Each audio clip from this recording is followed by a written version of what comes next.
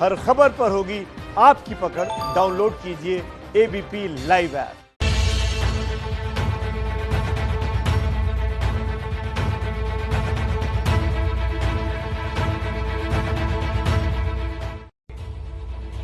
नमस्कार, दिन भर की बड़ी खबरों का बुलेटिन पंचनामा लेकर हाजिर हैं हम 5 एंकर। देखिए रुबाना, आज की पंचनामा की खबरों में एक खबर ऐसी भी होगी, हम बताएंगे सेना प्रमुख ने ऐसा क्या कहा है जिससे चीन के होश ठिकाने आ जाएंगे। और देखिए, रशिया में भारत ने पाकिस्तान को एक बड़ा झटका दिया है। क्या है वो, आगे आप देखिए। और राजनीति की दुनिया से भी आज कई बड़ी खबरें आई हैं, पंचनामा में आगे हम आपको दिखाने वाले हैं। बिल्कुल अखिलेश, तो चलिए आइए बुलेटिन की शुरुआत करते हैं दिन की सबसे बड़ी खबर के साथ। और सबसे बड़ी खबर यह है कि सुशांत केस में अब कंगना के साथ महाराष्ट्र की सरकार की लड़ाई भी शुरू हो गई है। महाराष्ट्र के गृह मंत्री अनिल देशमुख ने आज कहा है कि कंगना को महाराष्ट्र में रहने का कोई हक नहीं है। ऐसी मुंबई पुलिस की तुलना उन्होंने जो की है, ऐसी हालत में उनको महाराष्ट्र में रहने का, मुंबई में रहने का कोई अधिकार नहीं। अनिल देशमुख के बयान पर कंगना रनौत ने तुरंत पलटवार भी किया। वो मेरे लोकतांत्रिक अधिकारों को चुनौती दे रहे हैं, एक दिन में पीओके से तालिबान हो गए। वहीं दूसरी तरफ मुंबई पुलिस के रिटायर्ड पुलिस अधिकारी भी कंगना के खिलाफ खड़े हो गए हैं। उन्होंने कंगना पर आपराधिक मानहानि का मुकदमा दर्ज कराने की बात कही है। ट्वीट में आपने देखा है जो किया है, वो इतना बेसलेस, इतना मैलिशियस है अगेंस्ट द कमिश्नर। तो हम लोगों ने रिटायर ऑफिसर ने डिसाइड किया है कि इस पे कुछ तो कार्रवाई होनी चाहिए, कि कोई रीज़न नहीं, कुछ नहीं, बेस नहीं है ऐसे एलिगेशन के। तो हमने रिटायर ऑफिसर ने डिसाइड किया कि हम लोग कुछ तो कुछ एक्शन लेंगे। तो हमने सॉलिसिटर से सलाह ली है, तो उन्होंने डिफामेशन सूट फाइल कर रहे, क्रिमिनल एंड सिविल। तो बड़ी बेतुकी ये बयानबाजी हो रही है। वैसे उधर सुशांत केस में जांच चल रही है, न्याय के लिए लड़ाई चल रही है, और इस सब के बीच एक और लड़ाई चल रही है कंगना रनौत और शिवसेना के बीच। आज बात तू मैं पर आ गई, बात पीओके से तालिबान तक पहुंच गई। मैं देख रही हूँ कि कई लोग मुझे मुंबई नहीं आने के लिए धमकी दे रहे हैं, इसलिए मैंने तय किया है कि 9 सितंबर को मैं मुंबई आऊंगी। मैं बताऊंगी कि कब मैं मुंबई एयरपोर्ट पर उतरूंगी। किसी के बाप में हिम्मत है तो रोक ले। कंगना ने दोपहर करीब 12:53 पर ये ट्वीट किया और कुछ ही मिनटों के अंदर शिवसेना नेता संजय राउत का जवाब भी आ गया। उसको कौन धमकिया? उसको कौन धमकी? जरूरत क्या है? कौन है ये? एक महिला है, उनका मैं आदर करता हूँ, कलाकार है, मैं आदर करता हूँ, लेकिन उनको धमकी क्यों दे? वो कह रही है सर कि किसी में अगर हिम्मत है तो मुझे रोक के दिखा। अरे उसका बाप भी है ना, वो बिन बाप की है क्या? मैं बोलूंगा तो उसको बुरा लगेगा। ये बहुत ही खतरनाक, और जो राजनीतिक दल ऐसे लोगों को सपोर्ट कर रहे हैं, ये तो महाराष्ट्र के और देश के दुश्मन हैं। ऐसे लोग पीओके की तुलना मुंबई, महाराष्ट्र के सबसे बड़े, देश के सबसे बड़े शहर के साथ करते हैं, जो देश का आर्थिक केंद्र है। आप उसकी तुलना पीओके से करना, यानी आपका एजेंडा कोई अलग है। संजय राउत के बयान के कुछ ही मिनट बाद महाराष्ट्र बीजेपी से आशीष शेलार भी इसमें कूद पड़े। कंगना रनौत ने मुंबई वासी और महाराष्ट्र इस विषय पर मुंबई वासी और महाराष्ट्र की जनता को सिखाने का प्रयास न करे। भारतीय जनता पार्टी इससे बिल्कुल असहमत है। संजय राउत जी से भी हमारा कहना है कि सुशांत सिंह राजपूत वाले मामले पर इंक्वायरी और उस इंक्वायरी से आए हुए तथ्यों को जनता के बीच में भ्रमित करने के लिए कंगना रनौत के पीछे छुपकर वार भारतीय जनता पार्टी पर करने की आवश्यकता नहीं। और देखिए, साथ ही आपको यह भी बता दें कि सुशांत केस में नारकोटिक्स कंट्रोल ब्यूरो यानी कि एनसीबी ने बड़ी कार्रवाई की है। शिकंजे में शौविक और अब रिया की बारी। ये तस्वीर आज सुबह की है जब नारकोटिक्स कंट्रोल ब्यूरो की टीम ने शौविक को हिरासत में लिया। शौविक को एनसीबी पूछताछ के लिए अपने दफ्तर ले गई। घंटों तक शौविक से सुशांत मौत केस में ड्रग्स एंगल पर सवाल जवाब हुए। पर शौविक से एक एक करके कई सवालों का जवाब मांगा गया। इस दौरान एनसीबी ने शौविक से उन चैट्स के बारे में भी जानकारी मांगी जो वायरल हुई हैं। एबीपी न्यूज ने भी अपने दर्शकों को दिखाई थी वो चैट, जिसमें सैमुअल मिरांडा के साथ भी बातचीत है शौविक की, और रिया चक्रवर्ती के साथ भी बातचीत है। रिया चक्रवर्ती की 15 मार्च 2020 की चैट से यह खुलासा हुआ था कि रिया अपने भाई शौविक से ड्रग्स मंगवाती थी। हालांकि तय नहीं है सुशांत को ड्रग्स दिए गए या नहीं। इस चैट को आधार बनाकर ही आज एनसीबी ने शौविक को हिरासत में लिया। सूत्रों के मुताबिक एनसीबी जल्द रिया को भी समन भेज सकती है।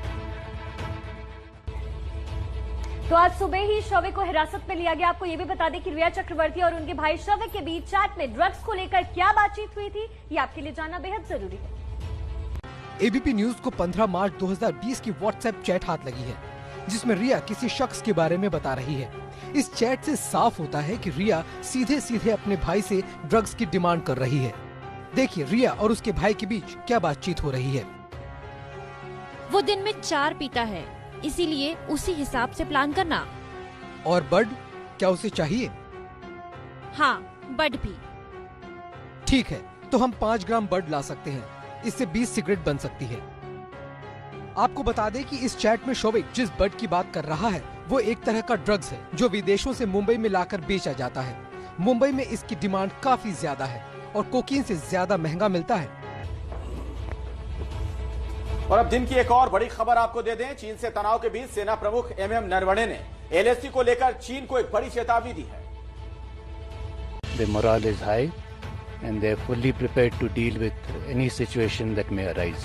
जो भी हम हरकतें देख रहे थे उसको मद्देनजर रखते हुए अपनी सुरक्षा के लिए हमने जो कदम उठाने थे वो हमने उठाए हैं और मुझे उम्मीद है कि जो हमने डिप्लॉयमेंट की है उससे हम अपनी सुरक्षा कायम रखेंगे। 3 महीने से स्थिति नाजुकी थे, जो यथास्थिति है उसको हम बरकरार रखेंगे और इसको बरकरार रखने के लिए अलग अलग जरिए से बातचीत चल रही है, मिलिट्री लेवल पर भी, डिप्लोमेटिक लेवल पर भी। और हमें पूरा यकीन है कि जो अभी समस्या खड़ी हुई है उसको बातचीत के जरिए पूरी तरीके से हल किया जा सकता है।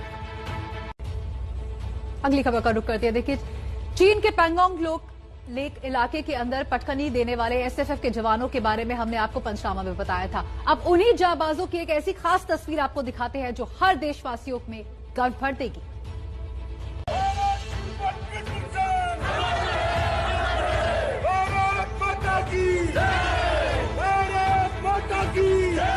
ये खास तस्वीरें शिमला की हैं, जहां सड़क के दोनों ओर खड़े होकर हाथों में तिरंगा लिए लोग भारत माता की जय के नारे के साथ शूरवीर एसएफएफ जवानों का स्वागत कर रहे हैं। ये सभी जवान हिमालय क्षेत्र में स्पीति में चीन से लगती सीमा पर तैनात होंगे। सीमा पर सुरक्षा के लिए एसएफएफ जवानों को बॉर्डर पर तैनात किया जा रहा है। ये टुकड़ी उसी तैनाती की एक कड़ी है। एसएफएफ का गठन खास चीन के खिलाफ किया गया है। एसएफएफ में ज्यादातर जवान तिब्बत के होते हैं, लिहाजा इनकी हौसला अफजाई के लिए शिमला में मौजूद लोगों में तिब्बती समुदाय के बच्चे और महिलाएं, बुजुर्ग सब शामिल थे। तिब्बती समुदाय के लोगों ने कहा कि चीन की नापाक हरकतें हमेशा से देश के लिए खतरा रही हैं, लेकिन अब मौका आया है कि भारत सहित दुनिया चीन के फरेब को जवाब दे। और अब दिन की एक और बड़ी खबर आप जानिए। रक्षा मंत्री राजनाथ सिंह रूस के दौरे पर हैं। वहां से उन्होंने पाकिस्तान को एक बड़ा झटका दिया है। पूरी खबर देखिए। रूस ने भारत को आश्वासन दिया है कि वो पाकिस्तान को हथियार नहीं देगा। दरअसल रूस ने पाकिस्तान को आधा दर्जन हेलीकॉप्टर दिए थे। भारत की विरोध करने पर रूस ने हेलीकॉप्टर की सप्लाई रोक दी थी। रूस ने गुरुवार को रक्षा मंत्री राजनाथ सिंह और रूस के रक्षा मंत्री जनरल सर्गेई शोइगु की बैठक में यह आश्वासन दिया है। सूत्रों के मुताबिक बैठक में रूस ने भारत की सुरक्षा हितों में हर स्तर पर मदद की बात कही है। दरअसल पाकिस्तान काफी समय से रूस से हथियार खरीदना चाहता था। इस बैठक में पाकिस्तान को झटका लगा तो हिंदुस्तान के लिए अच्छी खबर है। रूसी मीडिया के मुताबिक भारत और रूस के बीच AK-203 राइफलों की डील को अंतिम रूप दे दिया गया है। AK-203 राइफलें सेना में इंसास राइफलों की जगह लेंगी और ये दुनिया में सबसे खतरनाक राइफल मानी जाती है। भारत के खिलाफ दुश्मनी का दोहरा मोर्चा बनाने की चीनी चालों को जमीन पर नाकाम करने के साथ साथ भारत ने अब चीनी मंसूबों की कूटनीतिक घेराबंदी को भी मजबूत करना तेज कर दिया है। इस लिहाज से मॉस्को में भारत और रूस के रक्षा मंत्रियों की मुलाकात बेहद अहम थी। पुराने दोस्त और रणनीतिक साझेदार रूस ने भरोसा दिया है कि वो पाकिस्तान को अपने हथियार नहीं बेचेगा, साथ ही सुरक्षा हितों के मामले पर भी भारत के ही साथ खड़ा होगा। चलिए आगे बढ़ते हैं और अब दिन की एक और बड़ी खबर बता देते हैं आपको। जेईई और नीट परीक्षा होना तय हो गया है। जेईई के बाद नीट भी परीक्षा होगी। सुप्रीम कोर्ट ने आज पुनर्विचार याचिका खारिज कर दी। अब यह साफ हो गया है कि देश भर में जेईई मेन और नीट के एग्जाम तय कार्यक्रम से ही आयोजित होंगे। दरअसल सुप्रीम कोर्ट में 6 राज्यों के कैबिनेट मंत्रियों ने पुनर्विचार याचिका दायर की थी। सुप्रीम कोर्ट ने आज याचिका सुनने से इनकार कर दिया। याचिका पश्चिम बंगाल, झारखंड, राजस्थान, छत्तीसगढ़, पंजाब और महाराष्ट्र के कैबिनेट मंत्रियों ने दायर की थी। सुप्रीम कोर्ट ने 17 अगस्त को परीक्षा रोकने से मना किया था। उसी पर दोबारा विचार की मांग की गई थी। और अब दिन की एक और बड़ी खबर आपको बता दें, राजधानी दिल्ली में अनलॉक 4 के तहत ट्रायल के लिए 9 सितंबर से बार में शराब परोसने की जो इजाजत है वो अब मिल गई है। दिल्ली में 9 से 30 सितंबर तक होटल्स, पब और बार में शराब सर्व करने की इजाजत दी गई है। दिल्ली सरकार ने इसके लिए प्रस्ताव भेजा था, जिसे उपराज्यपाल ने मंजूर कर लिया है। लेकिन कोरोना काल में सभी होटल्स, बार या पब को केंद्र सरकार के नियम मानने पड़ेंगे। बार में क्षमता के 50% ग्राहक को ही एंट्री होगी। कोरोना लक्षण वाले ग्राहकों को एंट्री नहीं दी जाएगी। बार में दाखिल होने से पहले थर्मल स्क्रीनिंग जरूरी होगी। बिना मास्क के बार में एंट्री नहीं होगी। अगर किसी को बार में बैठने की सीट नहीं मिली है तो उसे शराब नहीं परोसी जाएगी। ग्राहकों के बैठने की व्यवस्था में सोशल डिस्टेंसिंग का पालन होगा। पूरे बार या पब या होटल को समय समय पर सैनिटाइज करना होगा। शौचालय, हाथ धोने की जगह को बार बार सैनिटाइज करना होगा। जब कोई ग्राहक जाएगा तो उसकी सीट, टेबल को सैनिटाइज करना होगा। अगर नियमों की अनदेखी हुई तो होटल, पब या बार के खिलाफ आपदा प्रबंधन एक्ट 2005 के तहत कानूनी कार्रवाई होगी।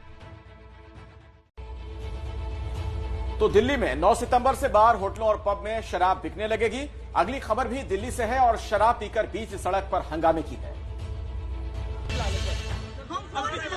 कौन इसकी बात करते? शराब चल रही है ना तुम्हारी? लाना है यार किसी को। शराब पी के लड़ रहे हो ना? शराब पी के लड़ाई कर रहे हो ना? गाड़ी नंबर दिखा भाई। गाड़ी नंबर की। इसके बाद अक्षित नंदा कार का पीछा करते हैं। तभी गाड़ी में शराब पी रहा दूसरा शख्स उनकी गाड़ी के पास आता है और विंडो के शीशे पर जोर से हाथ मारता है। वीडियो में साफ दिख रहा है कि कार में अक्षित नंदा की पत्नी भी बैठी है। घटना दिल्ली के पश्चिम विहार इलाके में रात 11:15 बजे की है। 2 सितंबर को सड़क के किनारे में गाड़ी लगाकर शराब पी रहे 2 युवकों से दंपति ने आपत्ति की। दोनों युवक शराब के नशे में गाली गलौज करने लगे। दंपति ने पूरी घटना मोबाइल में कैद कर ली। अब दिल्ली पुलिस ने मामला दर्ज कर दोनों आरोपियों को गिरफ्तार कर लिया है। पुलिस के मुताबिक आरोपियों की पहचान करण चोपड़ा और सतप्रीत सिंह के तौर पर हुई है। दोनों पश्चिम विहार इलाके के रहने वाले हैं।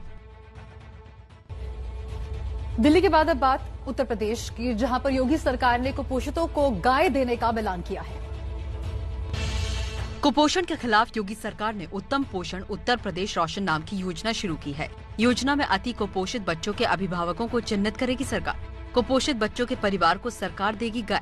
गाय के अलावा हर महीने 900 रुपए की सहायता राशि भी दी जाएगी। यूपी सरकार की योजना 7 सितंबर से शुरू हो रहे राष्ट्रीय पोषण माह के तहत शुरू होगी। यूपी में 5 साल से कम उम्र के 39.5% बच्चे कुपोषित हैं। मतलब 1 लाख बच्चों में से 40,000 बच्चे यूपी में कुपोषित हैं। अगली खबर का रुख करते हैं। अपनी पत्नी का सपना पूरा करने के लिए 1200 किलोमीटर स्कूटी चलाने वाला एक पति, उसने 1200 किलोमीटर स्कूटी क्यों चलाई, रिपोर्ट देखिए।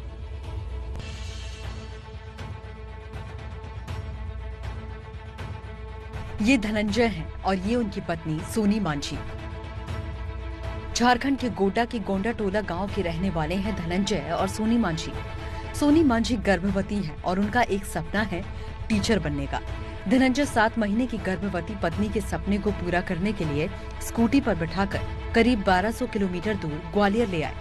मैं नहीं चाहता हूँ कि इसकी पढ़े लिखे में कोई प्रॉब्लम हो पढ़ाई के हिसाब से, और मेरा क्वालिफिकेशन नहीं है, मैं पढ़ाई ज्यादा नहीं किया हूँ, नॉन मैट्रिक हूँ। मैं सोचता हूँ कि मेरा वाइफ को अगर पढ़ लिख के कोई आगे बढ़ाऊँ तो कल के दिन में याद करेगा मेरा हस्बैंड हेल्प किया। एक तो बिहार के रास्ते बाढ़ से पूरे खराब हो चुके थे, तो उबड़ खड़ब उससे भी बहुत तकलीफ हो रही थी।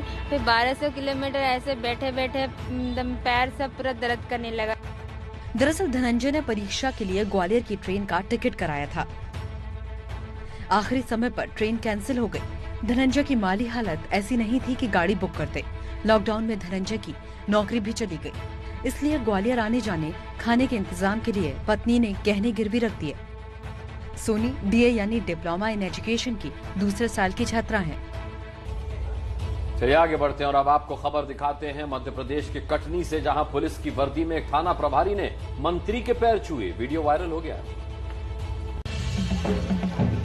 कुर्ते पैजामे में ये मध्य प्रदेश के वन मंत्री विजय शाह हैं। वर्दी में ये बरही थाना प्रभारी शंकर सिंह हैं। मंत्री जी अपने विधानसभा क्षेत्र बरही दौरे पर पहुंचे तो थाना प्रभारी शंकर सिंह को चापलूसी का दौरा पड़ गया। पहले हाथ जोड़े, प्रणाम किया, फिर लगा कि कृपा हाथ जोड़ने से रुक जाएगी, तो उन्होंने तुरंत ना वर्दी की इज्जत रखी और ना ही अपने पद का मान। लपक कर मंत्री जी के पैर छू लिए। थाना प्रभारी के इन संस्कारों पर मंत्री जी की ऐसी बाँछें खिली कि मास्क भी उसे नहीं छिपा पाया। थाना प्रभारी के संस्कार ही थे जिन्होंने दूसरी तरफ जा रहे मंत्री जी के पैरों को शिष्टाचार की देहरी लांघने से मना कर दिया। मंत्री जी रुके, मुस्कुराए, फिर लगे बात करने।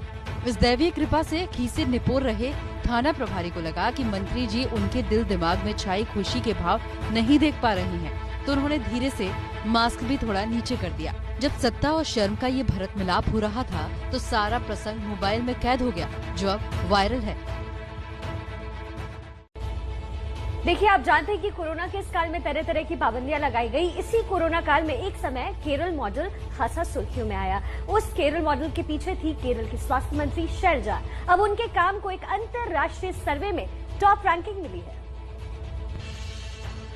तिरुवनंतपुरम में कोरोना महामारी से जुड़े सर्वेलेंस के लिए एम्बुलेंस के एक जत्थे को रवाना करती ये हैं केरल की स्वास्थ्य मंत्री के शैलजा।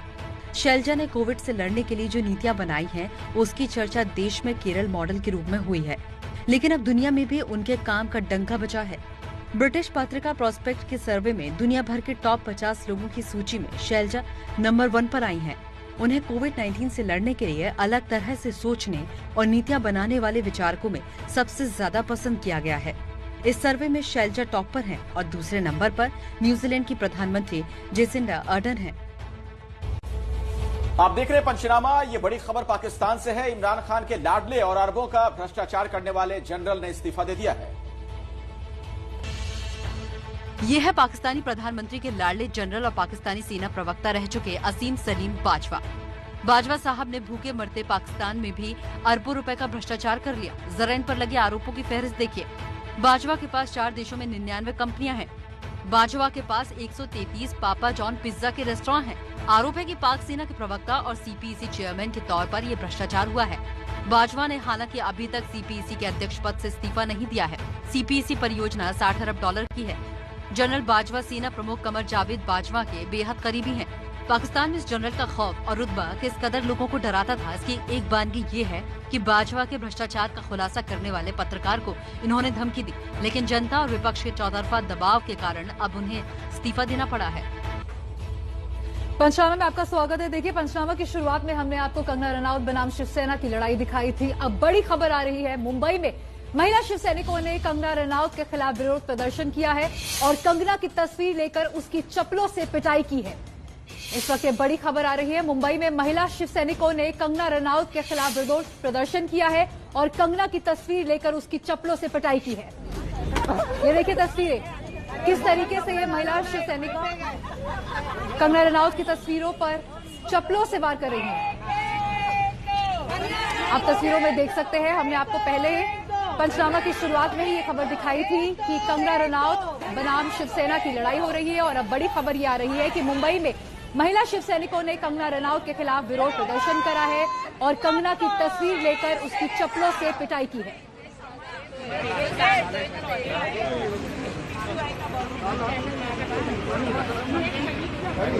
कुछ तस्वीरें जलाई भी गई है, ऐसा लग रहा है। आप तस्वीरों में देख सकते हैं कंगना रनौत की कुछ तस्वीरें जिस पर आग भी लगाई गई है।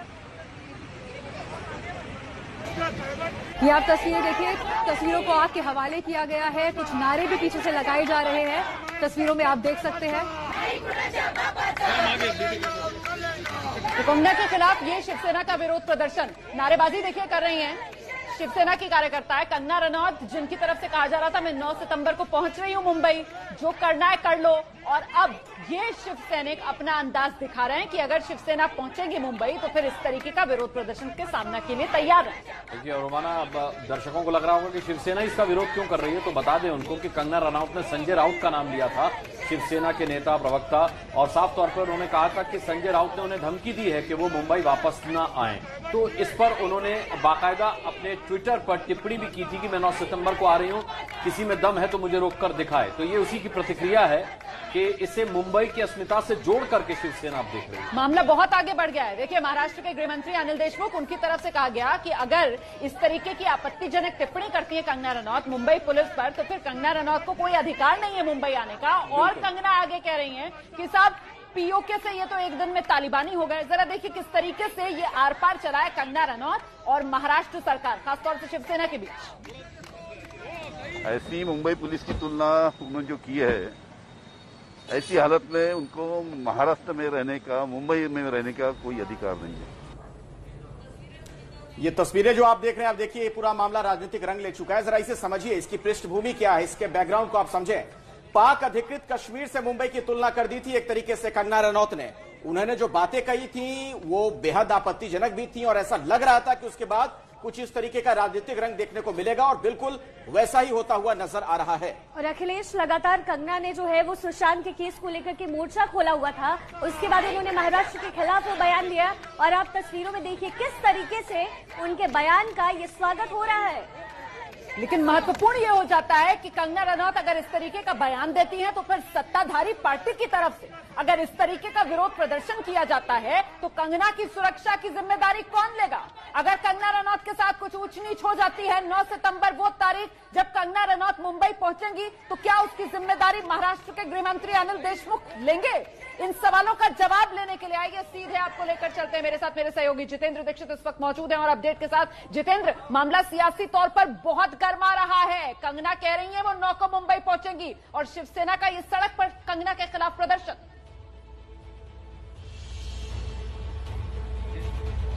जी हाँ, देखिए, पहले शिवसेना इस पूरे मामले में कंगना जो कुछ भी कहती थी महाराष्ट्र सरकार के खिलाफ, ठाकरे सरकार के खिलाफ या मुंबई पुलिस के खिलाफ, तो शिवसेना जो है बैकफुट पर जाती नजर आ रही थी।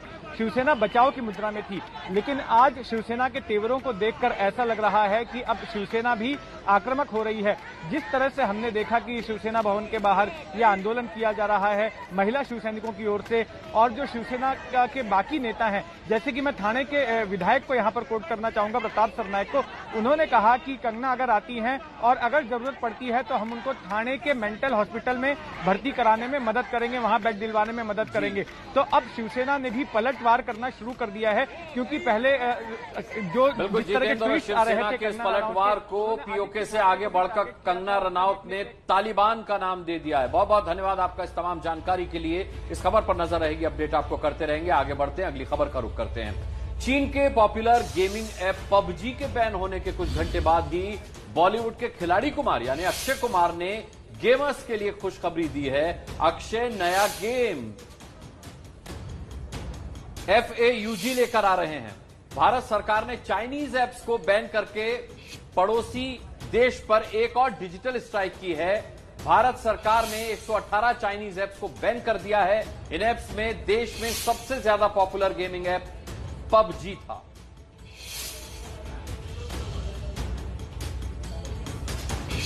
अक्षय के नए गेम का नाम FAUG यानी फौजी है। आप देख सकते हैं, ये पबजी के बंद होने के बाद अक्षय कुमार लेकर आए हैं पबजी का जवाब फौजी। रवि जैन हमारे संवाददाता हमारे साथ जुड़ गए हैं। वैसे भी रवि, अक्षय की जो इमेज है वो राष्ट्रवादी इमेज है और अब उनका गेम जो है उनको और ज्यादा कॉम्प्लीमेंट कर रहा है, फौजी।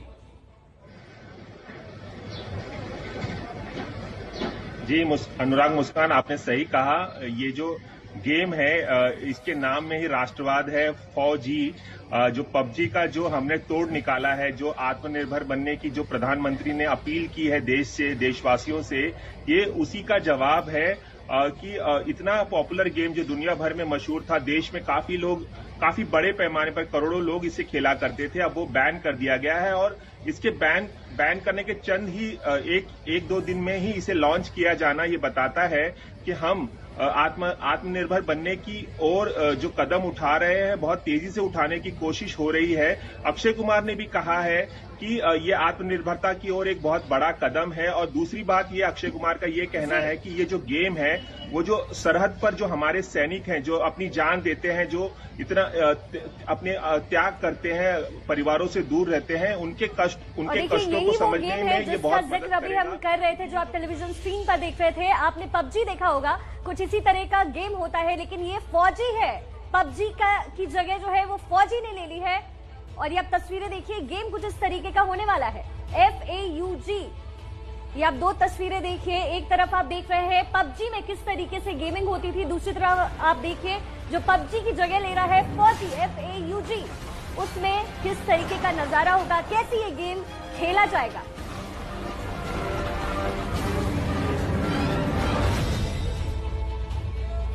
और खबर अब बाढ़ और बारिश की। राजस्थान की कुछ तस्वीरें हैं जहां कुछ घंटों की बारिश ने कई इलाकों में बाढ़ जैसे हालात पैदा कर दिए।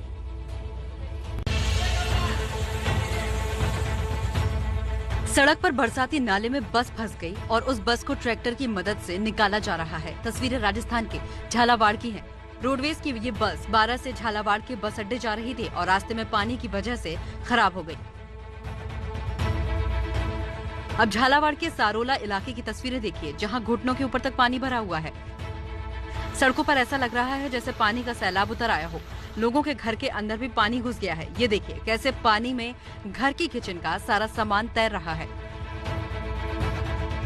इंसान तो इंसान, झालावाड़ के सरोला इलाके में जानवरों की जिंदगी पर भी संकट खड़ा हो गया है। राजस्थान की तस्वीरें आपने देखी। अब आपको उत्तराखंड में बारिश की कुछ तस्वीरें दिखाते हैं, जहां लैंडस्लाइड ने लोगों की मुश्किलें बढ़ा दी हैं।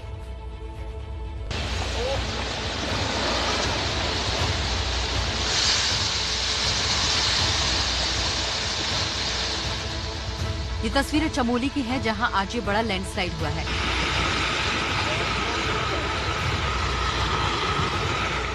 भारी बारिश की वजह से चमोली में हाईवे पर कई जगह ऐसे लैंडस्लाइड हुए हैं। लैंडस्लाइड की वजह से बद्रीनाथ जाने वाला हाईवे बिरही के पास बंद हो गया है। रास्ता खोलने की कोशिश की जा रही है, लेकिन फिलहाल सड़क पर कई किलोमीटर लंबा जाम लग गया है। लैंडस्लाइड के साथ साथ बारिश ने भी लोगों की मुश्किलें बढ़ा दी हैं।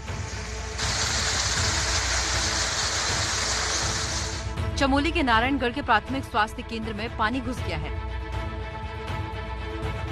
सड़कों पर भी कई जगह पानी भरा हुआ है। और आइए उत्तराखंड से आपको हिमाचल लेकर चलते हैं। सोलन में भयानक कार हादसा हुआ। इसमें कार 250 फीट नीचे जा गिरी। पूरी घटना सीसीटीवी में कैद।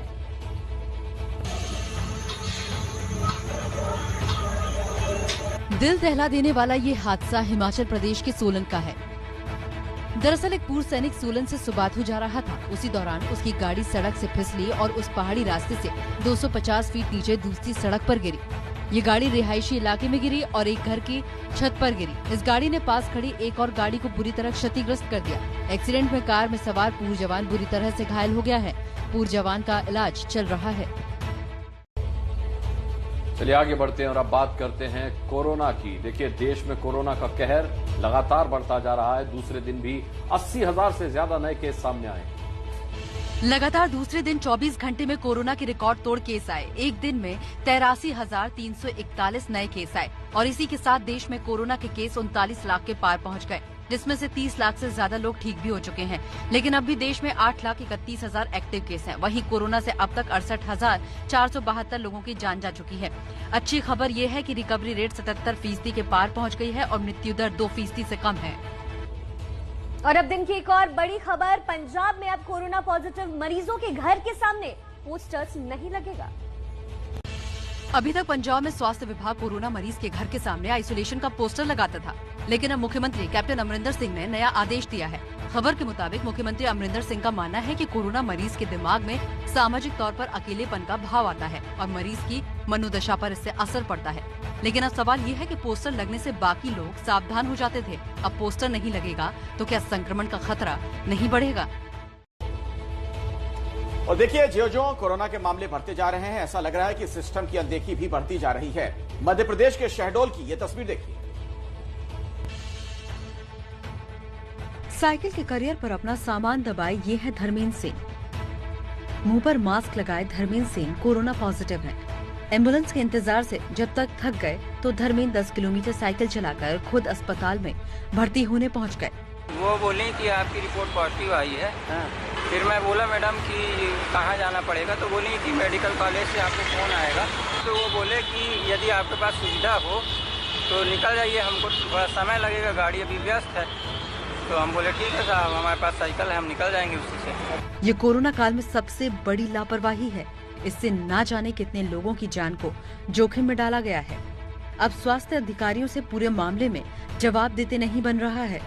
पेशेंट्स की संख्या निरंतर कई दिनों से लगातार बढ़ती जा रही है, लेकिन ऐसी कोई वजह नहीं थी जिसके लिए किसी को कंपेल होना पड़े, मजबूर होना पड़े साइकिल से जाने के लिए। इससे दूसरे लोगों के संपर्क में आने से कोरोना संक्रमण और ज्यादा फैलने का खतरा शहडोल में बढ़ रहा है। और देखिए, कोरोना को लेकर ही अमेरिका से एक अच्छी खबर आ रही है। क्या है वो खबर, देखिए। ट्रंप प्रशासन का दावा है कि 1 नवंबर तक कोरोना वैक्सीन लोगों के बीच बंटेगी। अमेरिका के नियंत्रण एवं रोकथाम केंद्र के निदेशक रॉबर्ट रेडफील्ड ने 27 अगस्त को अमेरिकी राज्यों के गवर्नरों को पत्र लिखा। अपने पत्र में रॉबर्ट ने कहा, सीडीसी कोरोना वैक्सीन के वितरण का काम तेज करने में आपसे सहयोग का अनुरोध करता है। आपसे आग्रह किया जाता है कि यदि आवश्यकता हो तो आप 1 नवंबर 2020 तक स्वास्थ्य केंद्रों को पूरी तरह संचालित करने के लिए जरूरी इंतजाम करें। रॉबर्ट की माने तो अमेरिका में मैकेसन कॉर्पोरेशन फार्मा कंपनी की मदद से अमेरिका में कोरोना की दवा वितरित की जाएगी। अब जानिए दुनिया भर में वैक्सीन पर काम कहां तक पहुंचा है। एस्ट्राजेनेका की कोरोना वैक्सीन का ट्रायल तीसरे चरण में है। मॉडर्ना और फाइजर का ट्रायल भी तीसरे चरण में है। और एक बार फिर से देश की खबरों का रुख करते हैं। खबर उत्तर प्रदेश से, जहां कानपुर में लव जिहाद के आरोपों में अब पीएफआई और सिमी जैसे संगठन जांच के दायरे में।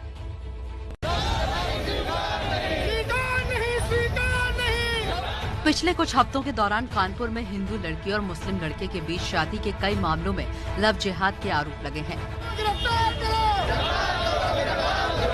लड़की के परिवार वालों और हिंदू संगठनों के प्रदर्शन के बाद इस मामले में जांच के लिए स्पेशल इन्वेस्टिगेशन टीम यानी एसआईटी बनाई गई थी।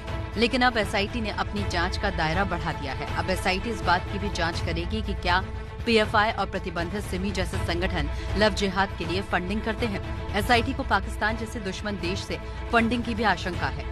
जो पीएफआई का संगठन है या सिमी का संगठन जो प्रतिबंधित है वर्तमान में, इन संगठन के लोगों से क्या कोई संपर्क इन लड़कों का है, या केरल जहां मुख्यालय पीएफआई का है वहां से कोई संबंध है, अथवा पाकिस्तान या अन्य किसी कंट्री से इन व्यक्तियों के कोई संबंध है। लव जिहाद के आरोप में पुलिस 2 लड़कों को गिरफ्तार भी कर चुकी है। पीएफआई यानी पॉपुलर फ्रंट ऑफ इंडिया पर इससे पहले केरल में भी लव जिहाद के लिए फंडिंग का आरोप लग चुका है। चलिए आगे बढ़ते हैं, अगली खबर का रुख करते हैं। हरियाणा सरकार पशुओं का आधार कार्ड बना रही है और इसका कारण बेहद दिलचस्प और कारगर है। कान पर लगा ये नंबर करेगा गाय की पहचान। हरियाणा के रोहतक में पशुओं का आधार कार्ड बनाने की तैयारी चल रही है। जिस तरह आधार कार्ड बनाने में इंसानों के फिंगरप्रिंट लिए जाते हैं, उसी तरह पशुओं की ईयर टैग को स्कैन किया जाता है। हर एक पशु को एक रजिस्ट्रेशन नंबर दिया गया है। नंबर के साथ पशु की जानकारी वेबसाइट पर अपलोड होती है। इसमें पशु की नस्ल, स्वास्थ्य, दूध का उत्पादन और मालिक का पता सब होता है। राज्य पशुपालन की वेबसाइट पर दुनिया के किसी कोने से पशुओं की जानकारी ली जा सकती है। आधार बनने से किसान और पशु खरीदार के बीच बिचौलिया खत्म हो जाएंगे। किसान को बहुत इसमें फायदा है। अगर वो मान लिया कल में कोई बेचना चाहता है, कोई मर्चेंट है, कोई एक्सपोर्ट करना चाहता है, तो जो उसका पूरा कंप्लीट रिकॉर्ड होगा। अगर कंप्लीट रिकॉर्ड होगा तो एनिमल की कीमत ज्यादा मिलेगी। कार्ड के बनने के बाद पशु क्रेडिट कार्ड बनवाकर किसान पशु लोन आसानी से ले सकता है। पशुपालन विभाग हरियाणा ये सुविधा बिल्कुल मुफ्त उपलब्ध कराएगा। और पंचनामा में इस वक्त सुशांत सिंह राजपूत की मौत से जुड़े मामले में बड़ी खबर आ रही है। बड़ी खबर ये आ रही है कि सैमुअल मिरांडा ने कबूला है वो सुशांत सिंह राजपूत को ड्रग्स खरीद कर देता था। सूत्रों के हवाले से ये खबर आ रही है कि सुशांत तक ड्रग्स सैमुअल मिरांडा पहुंचाता था। ये बात खुद सैमुअल मिरांडा कबूल कर रहा है। हम सीधे आपको लिए चलते हैं। मनोज वर्मा इस वक्त हमारे साथ मौजूद है। मनोज, सैमुअल मिरांडा खुद ड्रग्स सुशांत तक पहुंचाने की बात कबूल रहा है। तार शोविक और रिया से भी जोड़ रहा है कि अपने इस कबूलनामे में? जी बिल्कुल, देखिए तार कहीं ना कहीं शौविक और रिया से भी जुड़ जाएंगे जब पूछताछ और कंप्लीट होगी। करीब 6 घंटे की पूछताछ जो है सैमुअल मिरांडा से अभी तक हो चुकी है और अब से थोड़ी देर बाद पूछताछ खत्म हो जाएगी और कल फिर जो हमारे सूत्र बता रहे हैं कि एक बार फिर से पूछताछ के लिए सैमुअल मिरांडा को बुलाया जाएगा। और सबसे बड़ी बात यह है कि अब ये जानकारी जुटाई जा रही है कि आखिरकार रिया ने कितनी बार मिरांडा के जरिए ड्रग्स मंगवाई और शौविक ने कितनी बार ड्रग्स मंगवाई। तो अभी तमाम जो सवाल हैं जो एनसीबी पूछना चाहती है वो रह गए हैं और कल एक बार फिर से तो हमारे सूत्र बता रहे हैं कि मिरांडा को पूछताछ के लिए बुलाया जाएगा। ये बहुत बड़ी खबर है। देखिए, सैमुअल मिरांडा कबूल कर रहा है कि वो सुशांत सिंह राजपूत तक ड्रग्स पहुंचाता था। सूत्रों के हवाले से बड़ी जानकारी। कल भी एनसीबी की सैमुअल मिरांडा से पूछताछ लगातार जारी रहने वाली है।